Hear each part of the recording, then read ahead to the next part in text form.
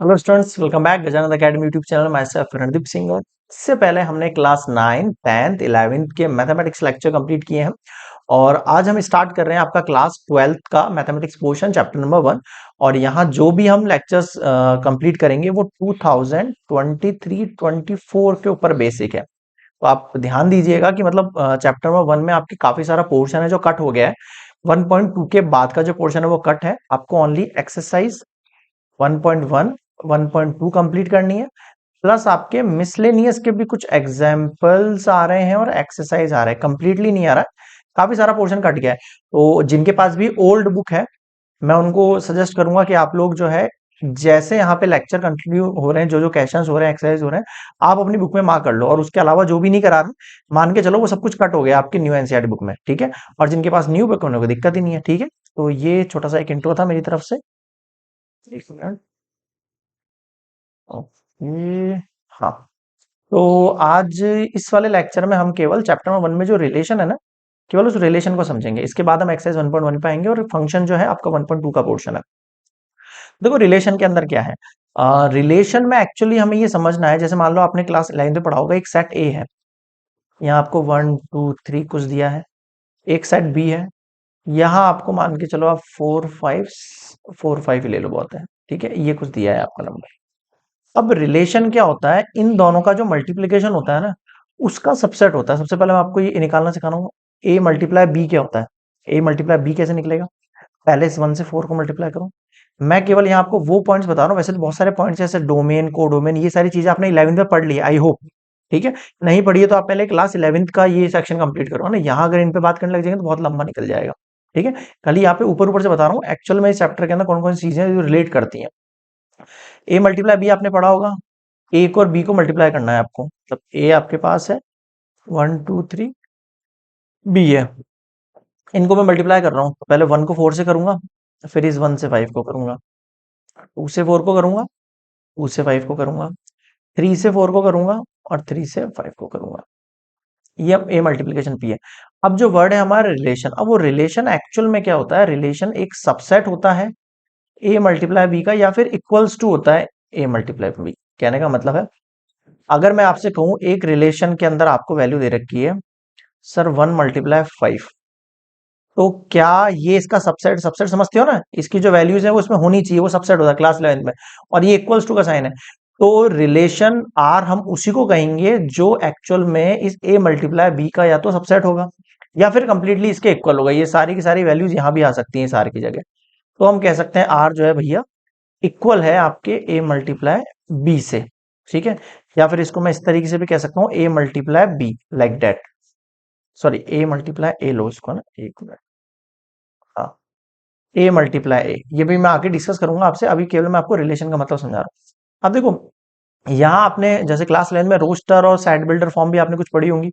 तो यहाँ जैसे मान लो मैं आपको एक कंडीशन दे रहा हूँ। क्या कंडीशन दे रहा हूँ कि जो आर है वो एक्चुअल में ये है आपके पास एक्स, ये ले लो आप एक्स कॉमा वाई, या फिर ये ले लो आप X such that X equals to Y के लिए मान लो मैंने कोई कंडीशन दे दी आपको। वाई के लिए मान लो मैंने कोई कंडीशन दे दी। कंडीशन मान लो मैं क्या दे दी, मैंने दे दिया 4 × वाई। क्या कंडीशन दे दी कि x जो इक्वल है 4 × वाई है। मान लो ऐसी कंडीशन मैंने आपको कोई बना के दे दी। इसका मतलब क्या होता है कि x और y की ऐसी वैल्यू लेनी है जो इसमें पुट करने पर कंडीशन को सेटिस्फाई करती हो। ऐसी वैल्यू पुट करनी है इसके अंदर जिसमें ये कंडीशन सेटिस्फाई हो जाए। यहां से ये आगे की वैल्यू x है, पीछे की वैल्यू y है, आपको पता होगा ये x है और ये मान लो पीछे वाला y है, ठीक है। इस तरीके से ये वैल्यूज आपको इसमें पुट करनी है और कंडीशन देखनी कौन सा जो सेट है वो इस कंडीशन को सेटिस्फाई करता है, वो आपको आर के अंदर पुट करना है, लाइक दैट। ऐसे है ना, ऐसे आपको क्वेश्चंस मिलेंगे। अभी इंट्रो पार्ट है, केवल हल्का हल्का आप आइडिया ले लो चैप्टर का। उसके बाद चैप्टर स्टार्ट करेंगे तो आपको दिक्कत नहीं आएगी, आगे बात समझ में, ठीक है। अब जो रिलेशन है आपके पास वो मेनली टू टाइप्स है। क्या है, जो रिलेशन है वो मेनली टू टाइप है। एक आपके पास एम्प्टी रिलेशन है। अब आपको पता होगा एम्प्टी रिलेशन किसको कहते हैं सर। एम्प्टी रिलेशन कहते हैं ये नल। अगर मैं कह दूं आर जो है वो बिल्कुल खाली है, इसका मतलब मैं क्या कह रहा हूं, नल सेट कह रहा हूं। सेकंड आपके पास है यूनिवर्सल।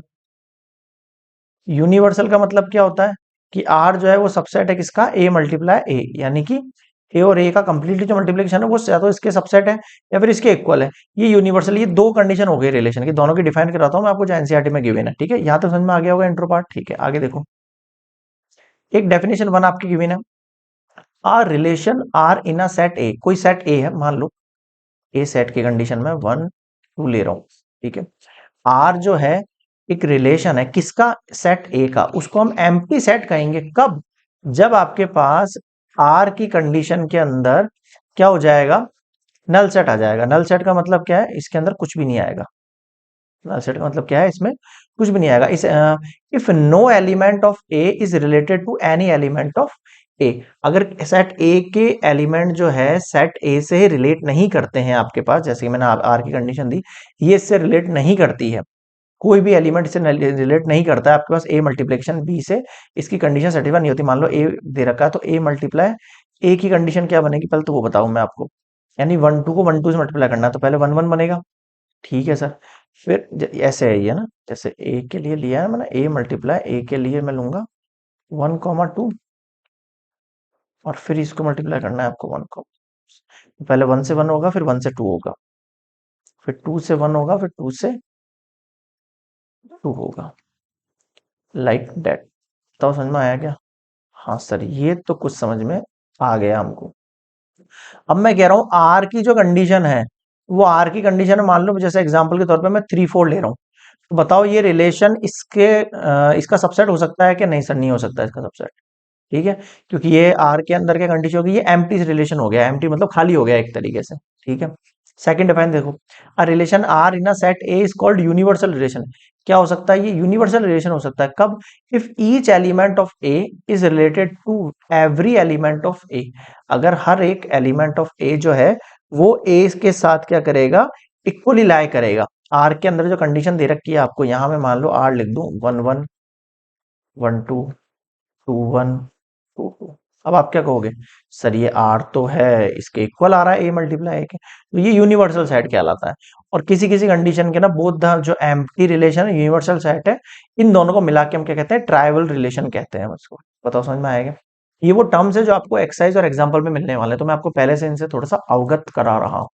ठीक है, समझ में आया यहाँ तक? हाँ सर, ये क्लियर हो गया। अब आगे देखते हैं हम। अब अब जो आपके पास रिलेशन है आर का, उसको 3 पार्ट में डिवाइड किया है हमने। ठीक है, एक तो रिफ्लेक्सिव, सिमेट्रिक और ट्रांजिटिव। ये आपको ऐसे समझ में नहीं आ रहा होगा, मैं इस तरीके से समझाता हूँ। जैसे मान लो मैंने आपको क्या कहा, मैंने आपको एक एग्जांपल दिया ए का 1 मल्टीप्लाइड। ठीक है, अब मैं क्या कह रहा हूँ, एक रिलेशन आर है इन अ सेट ए, उसको हम आर को जो है हम एक कंडीशन में रिफ्लेक्सिव कह सकते हैं। क्या कह सकते हैं उसको, रिफ्लेक्सिव कह सकते हैं। क्यों, अगर 1 1 जो है बिलोंग करता हो आर को, ठीक है, और ये जो 1 1 दिख रहे हैं वो किसको बिलोंग करते हो, ए को बिलोंग करते हो, तो इस कंडीशन में आर जो है रिफ्लेक्सिव हो जाएगा। बताओ समझ में आ गया? हाँ सर। सिमेट्रिक कब हो सकता है, जब A1 A2, कहने का मतलब 1 2 लिया मैंने, फिर मैंने लिया 2 1, क्या ये दोनों आपके आर से रिलेट करते हैं क्या? और आर क्या होता है, आर एक्चुअल में सबसेट और इक्वल होता है ए मल्टीप्लाई ए के। अब आप ए मल्टीप्लाई करके देखो अगर यहाँ पे, तो 1 1 और 1 2 और 1 और 2 2, तो आप देख लो 1 2 और 2 1, 1 2 और 2 1 दोनों आ रहे हैं इसके अंदर। हाँ सर, तो ये सिमेट्रिक भी हो जाएगा ये वाले कंडीशन में। अगला है आपके पास ट्रांजिटिव। ट्रांजिटिव में क्या होता है, 3 पार्टीशन उठते हैं। कैसे, A1 A2 के एग्जाम्पल में 1 और 2 ले रहा हूँ, A2 A3 के लिए मुझे 2 3 लेना पड़ेगा। अब आप मुझे बताओ, क्या A1 और A3 1 3 क्या बिलोंग करते हैं आर से? अगर बिलोंग कर जाए तो आप उसको ट्रांजिटिव कह देना, और बिलोंग नहीं करे तो नॉट ट्रांजिटिव कह देना। बताओ समझ में आ गया? केवल टर्म समझा रहा हूं, कंफ्यूज मत होना। जिनको भी ऐसा लग रहा है कि सर यहाँ क्या हो रहा है, कुछ समझ में नहीं आ रहा है, कोई बात नहीं, केवल एक बार देख लो। उसके बाद जब एग्जाम्पल करके देखोगे हमारे साथ, मतलब प्लेलिस्ट के अंदर आगे देखोगे, तो प्लेलिस्ट में इसके बाद वाला वीडियो लेक्चर आपको एग्जाम्पल मिलेंगे, उसके बाद एक्सरसाइज 1 में मिलेंगी। फिर वो एक्सरसाइज आप करना और फिर मुझे बताना कमेंट सेक्शन के अंदर कि सर आपको ये वाली चीज समझ में नहीं आई। फिर मैं मानूंगा कि हाँ यार बच्चे को ये इश्यू हो रहा है। मैं एश्योर हूं आपसे कि आप एक बार इस पूरे इंट्रोडक्शन पार्ट को देखो, उसके बाद एग्जाम्पल के ऊपर आना। क्लियर हुआ यहां तक? हाँ सर। अब आगे देखो, अब इसके लिए एक डिफाइन है क्या, a relation R in a set A is set B an equivalence, जिसमें ये तीनों कंडीशन सेटिस्फाई कर जाती है, उसको हम कहते हैं क्या? उसको हम कहते हैं equivalence relation. If R is reflexive भी हो, सिमेट्रिक भी हो, ट्रांजिटिव भी हो। कैसे हो, एग्जाम्पल से क्लियर होगा। ज्यादा हबड़दबड़ नहीं करनी है, आराम से देख लेना है, उसके बाद नेक्स्ट वाला प्लेलिस्ट में चेकआउट करना। एग्जाम्पल नंबर 1, एग्जाम्पल नंबर 2 से 6 तक, देन एक्सरसाइज। मैं गारंटी दे रहा हूँ आपको समझ में आ जाएगा। नहीं आया तो कमेंट सेक्शन में बताना, मैं फिर से आपके सामने एक और वीडियो लेक्चर बनाऊंगा इसका, बिल्कुल शॉर्ट ही। क्लियर है? चलिए, आई होप क्लियर हुआ होगा ये पार्ट आपको। यहाँ रिफ्लेक्सिव सिमेट्री जो टर्म्स आ रही है वो कैसे कैसे रिलेट कर रही है एक्सरसाइज से।